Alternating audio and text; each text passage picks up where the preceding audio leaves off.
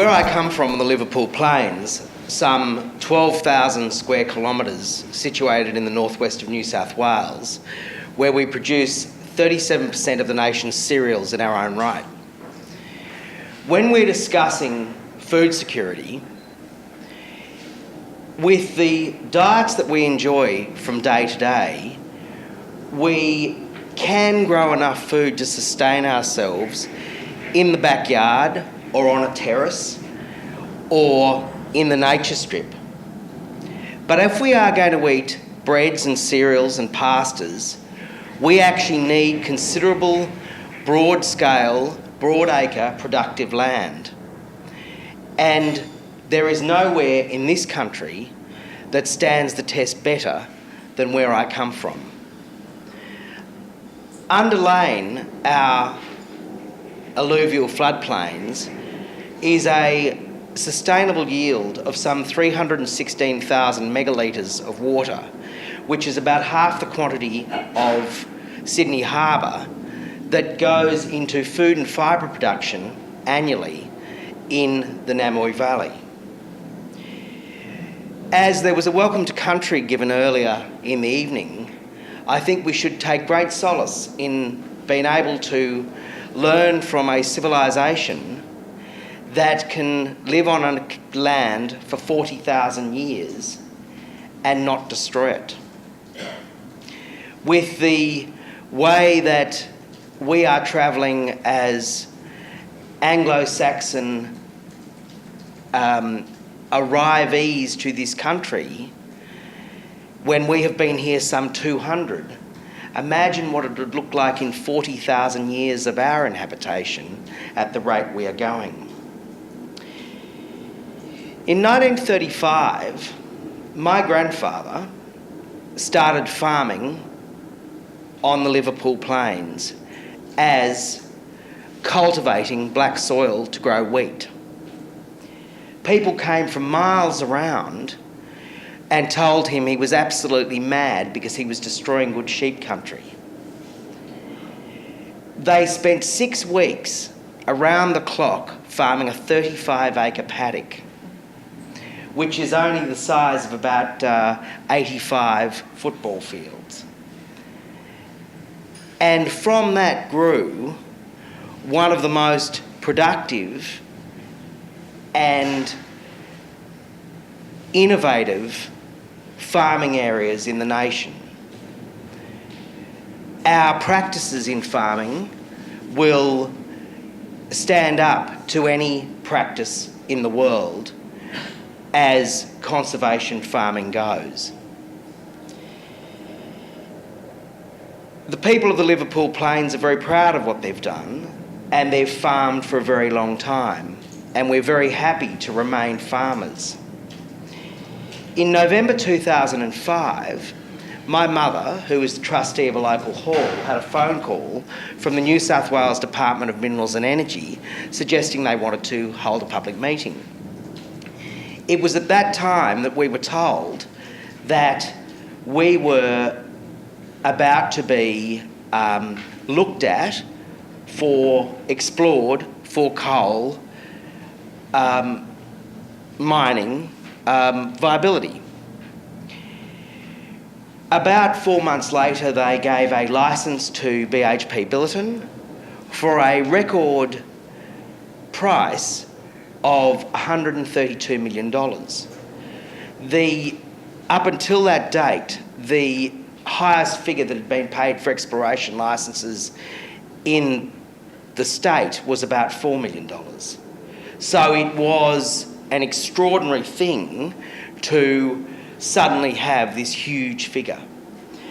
The now disgraced Minister Ian MacDonald stood up and crowed from Parliament what a wonderful thing it was for the future development of this state that we would be opening a new coal field. Not one person from that government went up to that area or took a map to the Department of Agriculture and said, what are we giving away here?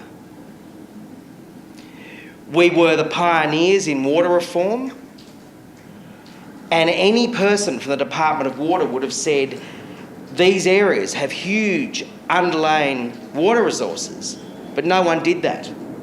They simply drew a square on a map without a site visit and sold it to an international company. As a generally law-abiding community, we decided that we would engage in the process, and we were confident that good would prevail and the land would not be destroyed. We engaged with the miners, we engaged with the government. We spent hundreds of thousands of dollars of the community's money. We went to court several times, actually some 23 times. We went all the way to the Supreme Court and we won. 5 weeks later, the miners had the law changed. What we are dealing with here is agriculture under siege. Not for one moment do I suggest that we should not have a mining industry. But we need to have the right mine in the right place, not the wrong mine in the wrong place.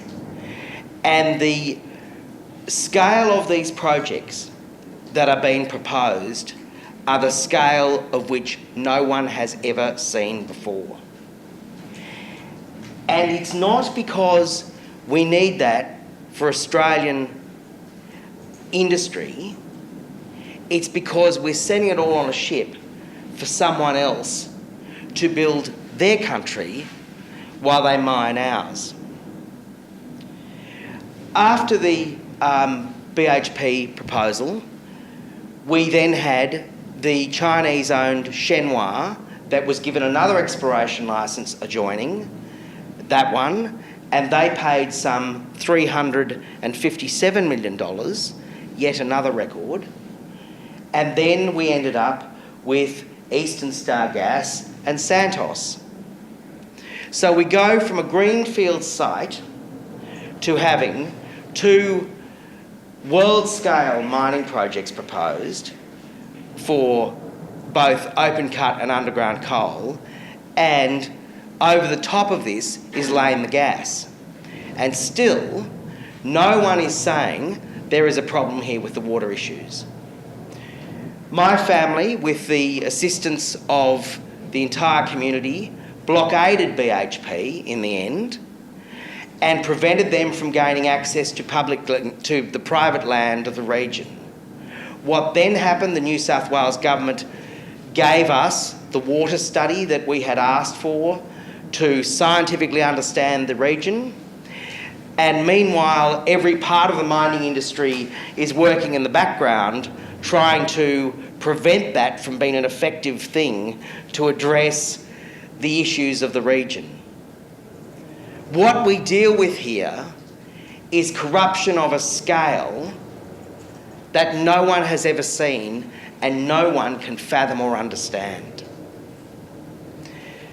As luck would have it, our local member is Tony Windsor, who ended up with the balance of power, as you would all be aware, and now we have a federal committee with some $150 million put aside to do some of this strategic land planning. But these are things that should have been done 30 years ago. They are not things that should be done piecemeal now that we have these projects over the top with these huge amounts of money and these huge machines behind them. The thoughts that I'll leave you with tonight is, if you take the money out of these arguments, there is actually not another valid thing that these projects stand up on. They don't stand up on the environment, they don't stand up on the jobs, they don't stand up on the regional development, they don't stand up on input to local government. The whole lot of it is spin. And we've spent 6 years looking at other regions and how they are impacted. The mining industry would have us believe that it is a short-term sequential land use. When you look at the reports that have been written with these projects, they say the impact of the water is something like 3,000 to 5,000 years. That's not short-term as far as I can see. If anyone in this room wants to help, they need to get everyone to understand what we're talking about. They need to get governments to understand, they need to mobilise, and the day the farmers take to Macquarie Street, and I'm sure they will, we need to fill the streets from the suburbs and do it. Because the only way governments understand is when everybody is affected. The one thought I will leave you with tonight is, you cannot eat money, and if we destroy our most productive agricultural lands, Australia will have no future to be able to feed itself safely. If I live in China, I can still spray DDT on my lettuce, and if you want to eat products that are sprayed without the controls that we enjoy in Australia, that's the way to ensure it happens. Thank you very much.